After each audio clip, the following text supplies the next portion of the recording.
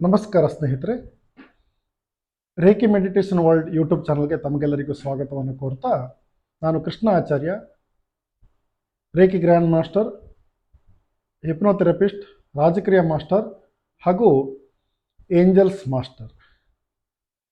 ಸ್ನೇಹಿತರೆ, ಇವತ್ತಿನ ವಿಡಿಯೋದ ಮುಖ್ಯ ವಿಚಾರ ಅಥವಾ ವಿಷಯ ಅಂದರೆ ಸಂಪೂರ್ಣ ಕವಡೆಶಾಸ್ತ್ರವನ್ನು ನೀವು ಯಾವ ರೀತಿ ಕಲಿಯಬಹುದು.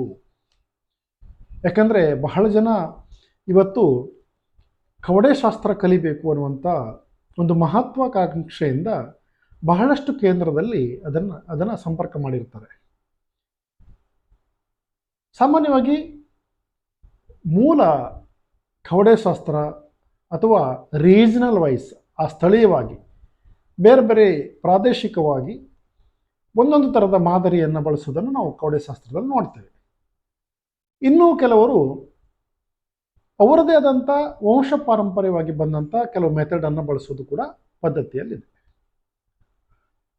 ಇನ್ನು ಜ್ಯೋತಿಷ್ಯ ಶಾಸ್ತ್ರದ ಪ್ರಕಾರ ಕವಡೆಶಾಸ್ತ್ರವನ್ನು ಕಲಿತು ಅದರ ಪ್ರಕಾರವಾಗಿ ಲೆಕ್ಕಾಚಾರ ಮಾಡುವಂಥ ವಿಧಾನಗಳು ಕೂಡ ಅಸ್ತಿತ್ವದಲ್ಲಿದೆ. ಇನ್ನು ಕೇರಳ, ತಮಿಳುನಾಡು, ಕೊಳ್ಳೇಗಾಲ ಅಥವಾ ಕರಾವಳಿ ಭಾಗ, ಇನ್ನು ಬೇರೆ ಬೇರೆ ಕಡೆಗಳಲ್ಲಿ ಪ್ರಾದೇಶಿಕವಾರು ಲೆಕ್ಕಾಚಾರ ಹಾಕುವಂಥ ಪದ್ಧತಿನೂ ಕೂಡ ನಾವು ನೋಡ್ತೀವಿ. ಆದರೆ ಎಷ್ಟೋ ಮಂದಿಗೆ ನಾನು ಈ ಕವಡೆಶಾಸ್ತ್ರವನ್ನು ಕಲಿಬಹುದೇ, ನನ್ನಲ್ಲಿ ಆ ಯೋಗ್ಯತೆ ಇದೆ ಅಥವಾ ನನ್ನಲ್ಲಿ ಆ ಸಾಮರ್ಥ್ಯ ಇದೆ ಎನ್ನುವಂಥ ಒಂದು ಆತ್ಮಾವಲೋಕನ ಮಾಡಿಕೊಳ್ತಾ ಇರ್ತೀರಿ. ಇನ್ನು ಕೆಲವರು ಕವಡೆಶಾಸ್ತ್ರವನ್ನು ಕಲೀಲಿಕ್ಕೆ ಅಂತ ಹೋಗ್ತಾರೆ. ಅಲ್ಲಿ ಹೋದಾಗ ಅಲ್ಲಿಯ ಪದ್ಧತಿಯನ್ನು ನೋಡಿದ ಕೂಡಲೇ ಇದು ನನ್ನ ಹತ್ರ ಆಗೋದಿಲ್ಲ, ನನಗೆ ಇದಕ್ಕೆ ಏಬಲ್ ಅಲ್ಲ, ಇಲ್ಲಿ ಅವ್ರ ಮೆಥಡ್ಗಳು ತುಂಬ ಡಿಫ್ರೆಂಟ್ ಆಗಿದೆ ಅನ್ನುವಂಥ ಒಂದು ಹತಾಶೆಗೆ ಕೂಡ ಒಳಗಾಗ್ತಾರೆ.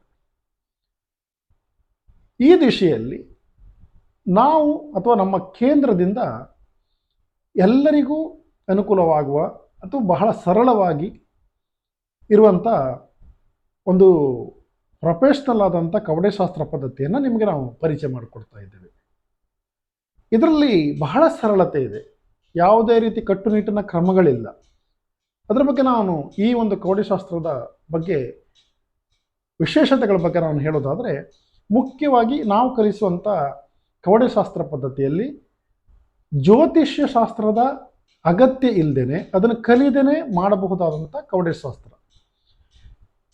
ಅದರಲ್ಲೂ ಕೂಡ ಎಲ್ಲ ಥರದ ಮೆಥಡನ್ನು ನಾವು ಕೂಡ ನಮ್ಮ ಈ ಪದ್ಧತಿಯಲ್ಲಿ ಇನ್ಕ್ಲೂಡ್ ಮಾಡಿದ್ವಿ, ಅಂದರೆ ಸೇರಿಸಿದ್ವಿ. ಹಾಗಾಗಿ ನಿಮಗೆ ಯಾವ ವಿಧಾನ ಬೇಕೋ ನೀವು ಅದನ್ನು ಬಳಸ್ಕೊಳ್ಬೋದು. ಇದರಲ್ಲಿ ಪ್ರೊಫೆಷ್ನಲ್ ಇದರಲ್ಲಿ ಎಲ್ಲನೂ ಕೂಡ ನಿಮಗೆ ಯೂಸ್ ಆಗುತ್ತೆ. ಇನ್ನು ಇಲ್ಲಿ ಜಾತಿ ಅಥವಾ ಧರ್ಮದ ಒಂದು ಅಡೆತಡೆಗಳಿಲ್ಲ ನಾವು ಕಲಿಸುವಂಥ ಪದ್ಧತಿಯಲ್ಲಿ. ಕೆಲವ್ರಿಗೆ ಅನಿಸುತ್ತೆ ನಾನು ಈ ಜಾತಿಯವ, ಅದು ನನಗೆ ಇದು ಅರಗಿಸ್ಕೊಳ್ಳಿಕ್ಕೆ ಆಗ್ತದೋ ಇಲ್ವೋ ಎನ್ನುವಂಥ ಒಂದು ಗೊಂದಲಕ್ಕೆ ಕೂಡ ನೀವು ಒಳಗಾಗಿರ್ತೀರಿ. ಹಾಗಾಗಿ ಇಲ್ಲಿ ಜಾತಿ ಧರ್ಮದ ಯಾವುದೇ ಒಂದು ಮಾನದಂಡ ಇಲ್ಲ, ಸರ್ವೇ ಸಾಮಾನ್ಯವಾಗಿ ಎಲ್ಲರೂ ಕಲಿಯಬಹುದು. ಇನ್ನು ವಯಸ್ಸಿನ ನಿರ್ಬಂಧ ಇಲ್ಲ, ಚಿಕ್ಕ ವಯಸ್ಸು ಅಥವಾ ದೊಡ್ಡ ವಯಸ್ಸಿನವರು ಅಥವಾ ಇಳಿ ವಯಸ್ಸಿನವರು ಯಾರು ಬೇಕಾದರೂ ಕಲಿಬಹುದು. ಇನ್ನು ಹೆಣ್ಣು ಗಂಡು ಅನ್ನುವಂಥ ಭೇದಗಳು ಕೂಡ ಇಲ್ಲ. ಇಲ್ಲಿ ಏನಾಗತ್ತಂದರೆ, ಎಷ್ಟೋ ಜನಕ್ಕೆ ನಾನು ಲೇಡೀಸ್, ನನ್ನ ಹತ್ರ ಇದಾಗ್ತದ ಇಲ್ವೋ. ನಮ್ಮಲ್ಲಿ ತುಂಬ ಜನ ಲೇಡೀಸ್ ಕಲ್ತ್ಕೊಂಡು ಸ್ವತಃ ಉದ್ಯೋಗವನ್ನು ಮಾಡಿಕೊಂಡವರು ಕೂಡ ತುಂಬ ಜನ ಇದ್ದಾರೆ. ಹಾಗಾಗಿ ಇಲ್ಲಿ ಹೆಣ್ಣು ಗಂಡು ಅನ್ನುವಂಥ ಭೇದ ಇಲ್ಲದೆ ಇದನ್ನು ಕಲಿಯಬಹುದು. ಇನ್ನೂ ಮುಖ್ಯವಾಗಿ ಹೇಳಬೇಕಂತಂದರೆ, ಈ ವಿಧಾನದಲ್ಲಿ ಯಾವುದೇ ರೀತಿಯ ಆಹಾರ ಕ್ರಮದ ಬಗ್ಗೆ ಕಟ್ಟುನಿಟ್ಟಿನ ಕ್ರಮಗಳಿಲ್ಲ. ಕೆಲವರಿಗೆ ಒಂದು ಆತಂಕ ಇರುತ್ತೆ, ನಾನು ನಾನ್ ವೆಜಿಟೇರಿಯನ್, ಇದು ನಾನ್ ವೆಜಿಟೇರಿಯನ್ನವರಿಗೆ ಇದು ಕನೆಕ್ಟ್ ಆಗ್ತದೋ ಇಲ್ವೋ, ಅಥವಾ ಆ ರೀತಿ ನಿರ್ಬಂಧಗಳೇನಾದರೂ ಇದೆಯೋ ಅನ್ನುವಂಥ ಪ್ರಶ್ನೆಗಳು ಬರ್ತವೆ. ಹಾಗಾಗಿ ಅದು ಕೂಡ ಇಲ್ಲ. ಇನ್ನು ನಾನು ಜಾಸ್ತಿ ವಿದ್ಯಾವಂತನಲ್ಲ, ಹಾಗಾಗಿ ಕವಡೆಶಾಸ್ತ್ರವನ್ನು ಕಲಿಬಹುದೇ? ಖಂಡಿತ ಕಲಿಬಹುದು. ಬಹಳ ಸರಳವಾಗಿ ಬೇರೆ ಬೇರೆ ವಿಧಾನವನ್ನು ನಿಮಗೆ ಮ್ಯಾನ್ಯುವಲ್ ಸಿಸ್ಟಮಲ್ಲಿ ಮಾಡೋದನ್ನು ನಾವು ಹೇಳ್ಕೊಡ್ತೀವಿ. ಬಹಳ ಸರಳವಾಗಿ ನೀವು ಇದನ್ನು ಕಲಿಬಹುದು. ಆ ನಂತರ ಇನ್ನು ಹಲವಾರು ಪ್ರಶ್ನೆಗಳನ್ನು ನೀವು ಇಟ್ಕೊಂಡು ಕವಡೆಶಾಸ್ತ್ರದ ಬಗ್ಗೆ ಹುಡುಕ್ತಾ ಇರ್ತೀರಿ. ಅಲ್ಲದೆ ಇವತ್ತು ಸಂಪೂರ್ಣವಾಗಿ ಒಂದು ಕವಡೆ ಶಾಸ್ತ್ರವನ್ನು ಕಲಿಸುವಂಥ ಕೇಂದ್ರಗಳು ಬಹಳ ವಿರಳ. ಇಲ್ಲ ಅಂತ ನಾನು ಹೇಳೋದಿಲ್ಲ, ಕೆಲವು ಕಡೆ ಇರಬಹುದೇನೋ, ನನಗೆ ಗೊತ್ತಿಲ್ಲ. ಈಗ ನಾವು ಕಲಿಯುವಾಗಲೂ ಕೂಡ ಬೇರೆ ಬೇರೆ ಕೇಂದ್ರದಲ್ಲಿ ಕಲಿತಿದ್ವಿ. ನಾವು ಬೇರೆ ಬೇರೆ ಕೇಂದ್ರದಲ್ಲಿ ಸಹಿತ ಒಂದೊಂದು ಥರದ ವಿಧಾನಗಳನ್ನು ಬಳಸೋದು ಕೂಡ ನೋಡಿದ್ವಿ. ನಮಗೆ ಅವತ್ತೇ ಗೊತ್ತಾಗಿದ್ದು ಈ ಥರ ವಿಧಾನಗಳು ಬಂದಾಗ ಎಲ್ಲರಿಗೂ ಇದನ್ನು ಈ ವಿದ್ಯೆಯನ್ನು ಕಲಿಸ್ಲಿಕ್ಕೆ ಕಷ್ಟ ಆಗತ್ತೆ ಅಥವಾ ಅದನ್ನು ಅಳವಡಿಸ್ಕೊಳ್ಳಿಕ್ಕೆ ಕಷ್ಟ ಆಗತ್ತೆ ಅಂತೇಳಿ. ಹಾಗೆ ನಾವೇನು ಮಾಡಿದ್ವಿ ಅಂತಂದರೆ ಎಲ್ಲರಿಗೂ ಸರಳ ಮತ್ತು ಸುಲಭವಾಗಿ ಬಳಸಬಹುದಂಥ ಬಹಳಷ್ಟು ಮೆಥಡ್ಗಳನ್ನು ಈ ಒಂದು ಪ್ರೊಫೆಷ್ನಲ್ ಕವಡೆ ಶಾಸ್ತ್ರದಲ್ಲಿ ಹಾಕಿದ್ವಿ. ಹಾಗೆ ನೀವು ಬಹಳ ಇದರಲ್ಲಿ ಎಕ್ಯುರೇಟ್ ಆಗಿ ಅಥವಾ ಏನು ಹೇಳ್ತಾರೆ ಕರಾರುವಕ್ಕಾಗಿ ಇಲ್ಲಿ ಲೆಕ್ಕಾಚಾರ ಮಾಡಲಿಕ್ಕೆ ಆಗತ್ತೆ. ಯಾಕಂದರೆ ನಿಮ್ಮಲ್ಲಿ ಅಂದಾಜಿಗೆ ಅಥವಾ ಒಂದು ವಂಶಪಾರಂಪರ್ಯವಾಗಿ ಬಂದಂಥ ವಿಧಾನದಲ್ಲಿ ಅವರು ಕಂಡುಕೊಂಡಂಥ ಸತ್ಯದ ಮೇಲೆ ಅದೇ ಪ್ರಕಾರದಲ್ಲಿ ಅವ್ರು ಲೆಕ್ಕಾಚಾರ ಹಾಕ್ತಾರೆ. ಆ ಲೆಕ್ಕಾಚಾರದ ಪದ್ಧತಿ ಬೇರೆಯವರಿಗೆ ಅದು ಅದೇ ರೀತಿ ಬರಬೇಕು ಅಂತಿಲ್ಲ, ಅವರವರ ಒಂದು ಅನುಭವದ ಆಧಾರದ ಮೇಲೆ ಇರುತ್ತೆ. ಆದರೆ ಈ ಪದ್ಧತಿಯಲ್ಲಿ ಹಾಗಲ್ಲ. ನಿಮಗೆ ವಾಸ್ತು ಅಥವಾ ಈ ಜ್ಯೋತಿಷ್ಯ ಶಾಸ್ತ್ರದ ಯಾವುದೇ ಒಂದು ಜ್ಞಾನ ಇಲ್ಲದೇನೂ ಕೂಡ ಕರೆಕ್ಟಾಗಿ ಲೆಕ್ಕ ಹಾಕುವಂಥ ಪದ್ಧತಿ ಬರುತ್ತೆ. ಅದರಲ್ಲೂ ಕೂಡ ನೀವು ಯಾವುದೇ ಒಂದು ಕವಡೆ ಶಾಸ್ತ್ರ ಅಥವಾ ಒಂದು ಪರಿಹಾರ ಹೇಳುವಂಥ ವಿಚಾರ ಬಂದಾಗ ದೈವಾನುಕೂಲ ಇದೆಯೇ ಇಲ್ಲ ಅಂತ ನೋಡ್ಕೊಳ್ಬೇಕಾಗತ್ತೆ ಫಸ್ಟಿಗೆ. ಬಹಳ ಕಡೆ ಜ್ಯೋತಿಷ್ಯ ಶಾಸ್ತ್ರದ ಒಂದು ಸಹಕಾರವನ್ನು ಪಡ್ಕೊಂಡು ಅಥವಾ ಅದರ ಒಂದು ಬಳಕೆಯನ್ನು ಮಾಡಿಕೊಂಡು ಆ ಒಂದು ಅಂಶವನ್ನು ಕಂಡುಕೊಳ್ಳುವಂಥದ್ದಿದೆ. ಇಲ್ಲ, ಆ ರೀತಿ ನಾವು ಅದು ಕೂಡ ಇದೆ, ಒಂದು ಬೇಸಿಕ್ ಆಗಿ ಅದನ್ನು ನಿಮಗೆ ಜ್ಯೋತಿಷ್ಯ ಕಲ್ತಿದ್ದಿದ್ರೆ ಅದನ್ನು ಕೂಡ ಹೇಳ್ಕೊಡ್ತೀವಿ ನಾವು, ಆ ದೈವಾನುಕೂಲವನ್ನು ನೋಡುವಂಥ ಪದ್ಧತಿ. ಅದರ ಒಟ್ಟಿಗೆ ಈಗ ಜ್ಯೋತಿಷ್ಯ ಶಾಸ್ತ್ರದ ಅರಿವು ಇಲ್ಲದಿದ್ದವ್ರಿಗೆ ಏನು ಮಾಡೋದು? ಹಾಗಾಗಿ ಮ್ಯಾನುವಲ್ ಆಗಿ ಅಕ್ಕಿ ಕಾಳಿನಿಂದ ಮತ್ತು 9 ಕವಡೆಯಿಂದ ನೀವು ಅದನ್ನು ದೈವಾನುಕೂಲ ಇದೆಯೇ ಇಲ್ಲವೋ ಅನ್ನೋಂಥ ಅದನ್ನು ಚೆಕ್ ಮಾಡುವಂಥ ವಿಧಾನಗಳು ಕೂಡ ಬರ್ತವೆ. ಅದರ ನಂತರ ಮುಂದಿನ ಪ್ರೊಸೆಸಿಂಗ್ ಏನಿರುತ್ತೆ ಅಂತಂದರೆ, ನಮ್ಮಲ್ಲಿ ಬಂದಂಥ ಜಾತಕನು ಅಂದರೆ ಪ್ರಶ್ನೆ ಕೇಳಲಿಕ್ಕೆ ಬಂದವನು, ಅವನ ವಾಸ್ತವ ಸ್ಥಿತಿ ಏನಿದೆ ಅದನ್ನು ನೀವು ನಿಮಗೆ ಕನ್ಕ್ಲೂಷನ್ ಬರಲಿಕ್ಕೆ ನೀವು ಅದನ್ನು ಮಾಡ್ಕೊಳ್ಬೋದು. ಯಾಕಂದರೆ ಆ ವ್ಯಕ್ತಿ ಏನೋ ನಮ್ಮಿಂದ ಮುಚ್ಚಿಡ್ತಾ ಇದ್ದಾನೆ, ಅಥವಾ ಏನೋ ಸುಳ್ಳು ಹೇಳ್ತಾ ಇದ್ದಾನೆ, ಅಥವಾ ನಮ್ಮನ್ನು ಪರೀಕ್ಷೆ ಮಾಡಲಿಕ್ಕೆ ಬಂದಿದ್ದಾನೆ ಅನ್ನುವಂಥ ವಿಚಾರ ನಿಮಗೆ ಇದರಿಂದ ಕಂಡು ಹಿಡ್ಕೊಳ್ಬಹುದು. ಆವಾಗ ಆ ಹೇಳುವಂಥ ವ್ಯಕ್ತಿ ಸುಳ್ಳು ಹೇಳ್ತಾ ಇದ್ದಾನೋ ಸತ್ಯ ಹೇಳ್ತಿದ್ದಾನೋ ಅಂತ ನಿಮಗೆ ಗೊತ್ತಾಗತ್ತೆ. ಅಲ್ಲದೆ ಅವನ ಒಂದು ಸಮಸ್ಯೆಗೆ ನೀವು ಪರಿಹಾರ ಹೇಳಲಿಕ್ಕೂ ಕೂಡ ಇದು ಬಹಳ ಅನುಕೂಲ ಆಗುತ್ತೆ. ಹಾಗಾಗಿ ನೀವು ಇಲ್ಲಿ ನಿಮಗೆ ಸುಲಭವಾಗಿ ಒಂದು ಮಾಹಿತಿ ಸಿಗ್ತವೆ. ಅದನ್ನು ನಾವು 108 ಕವಡೆಯಿಂದ ಕಂಡುಹಿಡ್ಕೊಳ್ಬೋದು ವಾಸ್ತವ ಸ್ಥಿತಿಯನ್ನು. ಆ ವ್ಯಕ್ತಿ ಏನಾದರೂ ಬೇರೆ ಅವರ ಕೇಳಿದಂಥ ಪ್ರಶ್ನೆಯಲ್ಲಿ ಮಾರಣಾಂತಿಕ ಕಾಯಿಲೆ ಇದೆಯೋ, ಅಥವಾ ಅವನೇನಾದರೂ ದುಶ್ಚಟಗಳಿಗೆ ಒಳಗಾಗಿದ್ದನೋ, ಅಥವಾ ಹೊರಗಿನ ಏನು ಸಮಸ್ಯೆ ಇದೆಯೋ, ಪ್ರೇತಾತ್ಮದ ತೊಂದರೆ ಇದೆಯೋ, ಅಥವಾ ಅವನಿಗೆ ಕುಲದೇವರ ಅಥವಾ ಆರಾಧ್ಯ ದೇವರ ಏನಾದರೂ ಸಮಸ್ಯೆ ಇದೆ, ಇದನ್ನೆಲ್ಲ ಕೂಡ ನೀವು ವಾಸ್ತವ ಸ್ಥಿತಿಯಲ್ಲಿ ನೀವು ಕಂಡುಕೊಳ್ಳಿಕ್ಕೆ ಆಗತ್ತೆ.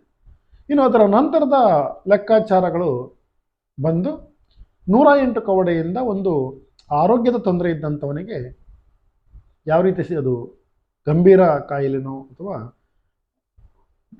ಸಾಮಾನ್ಯ ಕಾಯಿಲೆನೋ ಅಥವಾ ಮಧ್ಯಮ ಥರದ ಕಾಯಿಲೆನೋ ಅಂತ ನೀವು ಲೆಕ್ಕಾಚಾರ ಹಾಕಲಿಕ್ಕೆ ತುಂಬ ಅನುಕೂಲ ಆಗುತ್ತೆ.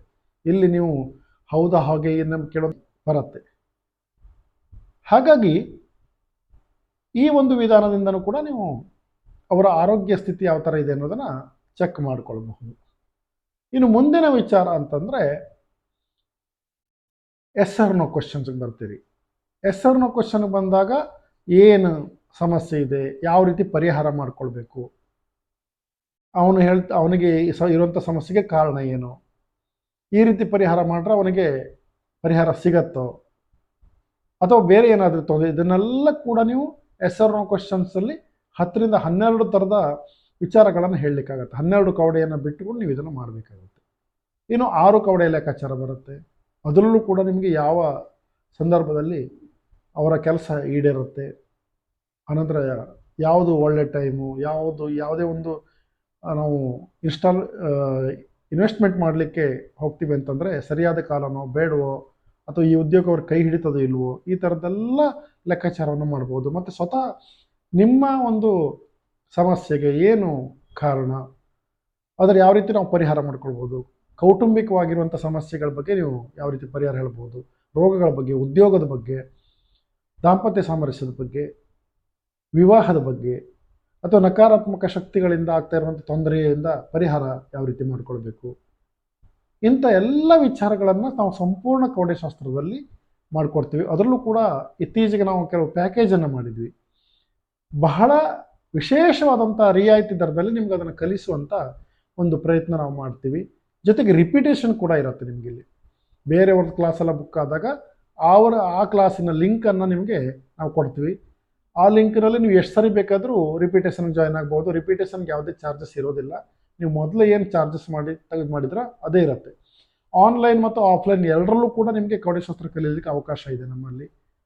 ಆನಂತರ ನಿಮಗೆ ಅದಕ್ಕೆ ಸಂಬಂಧಪಟ್ಟಂಥ ಮಟೀರಿಯಲನ್ನು ನಾವೇ ಕೊಡ್ತೀವಿ ನಿಮಗೆ. ಕವಡೆ ಇರ್ಬೋದು, ನೋಟ್ಸ್ ಇರ್ಬೋದು, ಇವೆಲ್ಲ ಆಗುತ್ತೆ. ಕನಿಷ್ಠ ಒಂದು 3 ತಾಸು ನೀವು ಕ್ಯಾಲ್ಕುಲೇಷನ್ಗೆ ಮೆಥಡನ್ನು ಕಲೀಲಿಕ್ಕೆ ನಮ್ಮಲ್ಲಿ ಆನ್ಲೈನ್ ಅಥವಾ ಆಫ್ಲೈನಲ್ಲಿ ಜಾಯ್ನ್ ಆಗಬೇಕಾಗತ್ತೆ. ಅದರ ನಂತರ ಮತ್ತೆ ಪದೇ ಪದೇ ಜಾಯ್ನ್ ಆಗುವಂಥ ಅವಶ್ಯಕತೆ ಇಲ್ಲ. ಕೆಲವರಿಗೆ ಹಾಗೆ ಹೊಂದ್ಕೊಳ್ಳುತ್ತೆ, ತುಂಬ ಟೈಮ್ ನಾವು ಇದನ್ನು ಡೈಲಿ ನಾವು ಕ್ಲಾಸಿಗೆ ಜಾಯ್ನ್ ಆಗಬೇಕಾಗತ್ತೋ ಏನೋ, ಅಥವಾ ನಾವು ಡೈಲಿ ಅಲ್ಲಿ ಹೋಗಬೇಕಾಗತ್ತೆ ನಾವು ಸೆಂಟ್ರಿಗೆ ಅನ್ನೋ ಗೊಂದಲ ಕೂಡ ಇರುತ್ತೆ. ಈಗ ನಾವು ಕಲಿಸುವಂಥ ಮೆಥಡ್ನಲ್ಲಿ ಎಲ್ಲವೂ ಕೂಡ ನೋಟ್ಸಲ್ಲಿ ಕೊಟ್ಟಿರ್ತೀವಿ ನಿಮಗೆ. ಆನಂತರ ಕ್ಲಾಸ್ನಲ್ಲೂ ಕೂಡ ಕೆಲವು ಪರಿಹಾರ ಕ್ರಮದ ಬಗ್ಗೆ ನಾವು ಬರೆಸ್ಕೊಡ್ತೀವಿ.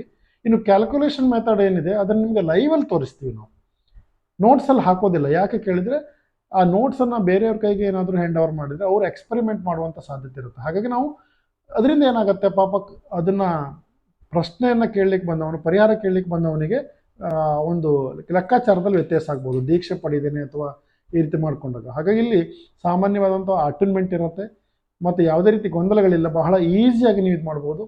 ಒಂದು ಅರ್ಧ ದಿನ ನೀವು ನಮ್ಮಲ್ಲಿಗೆ ಆನ್ಲೈನಲ್ಲಾಗಲಿ ಅಥವಾ ಆಫ್ಲೈನಲ್ಲಲ್ಲಿ ನೀವು ಜಾಯಿನ್ ಆದರೆ ಆಯಿತು.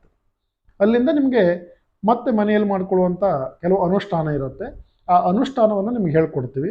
ಮತ್ತು ಯಾವ ಸಂದರ್ಭದಲ್ಲಿ ಕವಡೆ ಹಾಕಬಾರ್ದು, ಯಾವ ಸಂದರ್ಭದಲ್ಲಿ ಹಾಕಬಹುದು, ಅನಂತರ 48 ದಿನದ ಅನುಷ್ಠಾನ ಯಾವ ರೀತಿ ಮಾಡಬೇಕು ಮನೆಯಲ್ಲಿ, ಅದನ್ನೆಲ್ಲ ಕಂಪ್ಲೀಟಾಗಿ ನಾವು ಹೇಳ್ಕೊಡ್ತೀವಿ. ಮತ್ತು ಪ್ರೊಫೆಷ್ನಲ್ ಆದಂಥ ಕವಡೆಶಾಸ್ತ್ರವನ್ನು ನೀವು ಈಸಿಯಾಗಿ ನಮ್ಮಲ್ಲಿ ಕಲಿಬಹುದು. ಇತ್ತೀಚೆಗೆ ಬಹಳ ಜನ ಕಾಲ್ ಮಾಡೋಕ್ಕೆ ಹೇಳ್ತಾಯಿದ್ರು. ಬಹಳ ಕಡೆ ನಾವು ಯೂಟ್ಯೂಬಲ್ಲಿ ಹುಡುಕ್ತಾ ಇದ್ವಿ, ನಮಗೆ ಸರಿಯಾದ ಒಂದು ಸೆಂಟ್ರ್, ಅದ್ರ ಮೆಥಡ್ ಬಗ್ಗೆ ಆಗಲಿ ಅಥವಾ ಅಲ್ಲಿ ಈ ಕ್ಲಾಸ್ ಬಗ್ಗೆ ನಮಗೆ ಮಾಹಿತಿ ಸಿಗ್ತಾ ಇಲ್ಲ, ಕ್ಲಾಸನ್ನು ಕೂಡ ಕಂಡಕ್ಟ್ ಮಾಡ್ತಾ ಇಲ್ಲ, ಹಾಗಾಗಿ ನೀವು ಮಾಡಿಕೊಡಿ ಅಂತ ಹೇಳಿ ಕೆಲವರು ಕಾಲ್ ಮಾಡಿದ್ದವರಿದ್ದೀರಿ. ಹಾಗೆ ನಮ್ಮ ಈ ಕಲಿಸುವಂಥ ಕವಡೆಶಾಸ್ತ್ರದ ಒಂದು ವೈಶಿಷ್ಟ್ಯತೆ ಬಗ್ಗೆ ಅಥವಾ ಅದರ ವಿಶೇಷತೆ ಬಗ್ಗೆ ನಾನು ನಿಮಗೆ ತಿಳಿಸಿದ್ದೀನಿ. ಯಾರಿಗೆ ಕವಡೆಶಾಸ್ತ್ರವನ್ನು ಕಲಿಬೇಕು ಅಂತ ಇಂಟ್ರೆಸ್ಟ್ ಇರುತ್ತೋ ಹಾಗೆ ನೀವು ಖಂಡಿತ ನಮ್ಮಲ್ಲಿ ಜಾಯಿನ್ ಆಗ್ಬೋದು ಬುಕ್ ಮಾಡಿಕೊಂಡು. ಯಾವುದೇ ರೀತಿ ಹೆಣ್ಣಿರಲಿ ಗಂಡಿರಲಿ, ಜಾತಿ ಧರ್ಮದ ಒಂದು ನಿರ್ಬಂಧ ಇಲ್ಲ, ವಯಸ್ಸಿನ ನಿರ್ಬಂಧ ಇಲ್ಲ, ವಿದ್ಯಾಭ್ಯಾಸದ ಒಂದು ಅವಶ್ಯಕತೆ ಇಲ್ಲ, ಅಥವಾ ಜ್ಯೋತಿಷ್ಯ ಶಾಸ್ತ್ರದ ಲಿಂಕ್ ಅವಶ್ಯಕತೆ ಇಲ್ಲ, ಆಹಾರ ಕ್ರಮದಲ್ಲೂ ಕೂಡ ಯಾವುದೇ ಕಟ್ಟುನಿಟ್ಟಿನ ಕ್ರಮ ಇಲ್ಲ. ಆದರೆ ಅದನ್ನು ಕವಡೆಯನ್ನು ಬಳಸುವಾಗ ನೀವು ಸ್ವಲ್ಪ ಮಟ್ಟಿಗೆ ಆ ಯಾವ ದಿನ ನೀವು ಕವಡೆ ಹಾಕ್ತಿರೋ ಆ ಕವಡೆ ಹಾಕುವಷ್ಟು ಸಂದರ್ಭದ ಅದಕ್ಕಿಂತ ಪೂರ್ವದಲ್ಲಿ ನೀವು ನಾನ್ ವೆಜ್ಜನ್ನು ತಿಂದೇ ಇದ್ರಾಯಿತು, ಆಮೇಲೆ ಬೇಕಾದರೆ ಕಂಟಿನ್ಯೂ ಮಾಡ್ಕೊಳ್ಬೋದು ಕವಡೆ ಇದನ್ನು ಮುಗಿಸಿದ ನಂತರ. ಹಾಗಾಗಿ ಬಹಳ ಸರಳ ಸುಲಭವಾಗಿ ನಿಮಗೆ ಕಲಿಸಿ ನಿಮಗೊಂದು ಸ್ವಂತ ಉದ್ಯೋಗ ಮಾಡುವಷ್ಟು ಮಟ್ಟಿಗೆ ನಿಮ್ಮನ್ನು ಪ್ರಿಪೇರ್ ಮಾಡ್ತೀವಿ. ಜೊತೆಗೆ ನಾವು ಪ್ರತಿದಿನ 8:30 ಮೇಲೆ ರಾತ್ರಿ ಡೈರೆಕ್ಟ್ ನಿಮ್ಮ ಕಾಂಟ್ಯಾಕ್ಟ್ ನಾನೇ ಸಿಗ್ತೀನಿ. ಕರೆ ಮಾಡಿಕೊಂಡು ನಿಮಗೇನು ಸಂದೇಹಗಳಿದ್ರೂ ಕೂಡ ಕ್ಲಿಯರ್ ಮಾಡ್ಕೊಳ್ಬೋದು. ಹಾಗಾಗಿ ಈ ಒಂದು ವಿದ್ಯೆ ನಿಮ್ಮ ಲೈಫಲ್ಲಿ ಒಂದು ಹೊಸತನ ತರಲಿ ಮತ್ತು ನಿಮಗೊಂದು ಉದ್ಯೋಗ ಅವಕಾಶ ಆಗಲಿ ಮತ್ತು ನಿಮ್ಮ ಮತ್ತು ಬೇರೆಯವರ ಸಮಸ್ಯೆಗೆ ಒಂದು ಪರಿಹರಿಸುವಂಥ ಒಂದು ಒಳ್ಳೆಯ ಸಮಾಜ ಸೇವೆ ನಿಮ್ಮಿಂದ ಆಗಲಿ ಅಂತ ಹಾರೈಸ್ತಾ ಸರ್ವೇ ಜನಾಃ ಸುಖಿನೋ ಭವಂತು. ನಮಸ್ಕಾರ.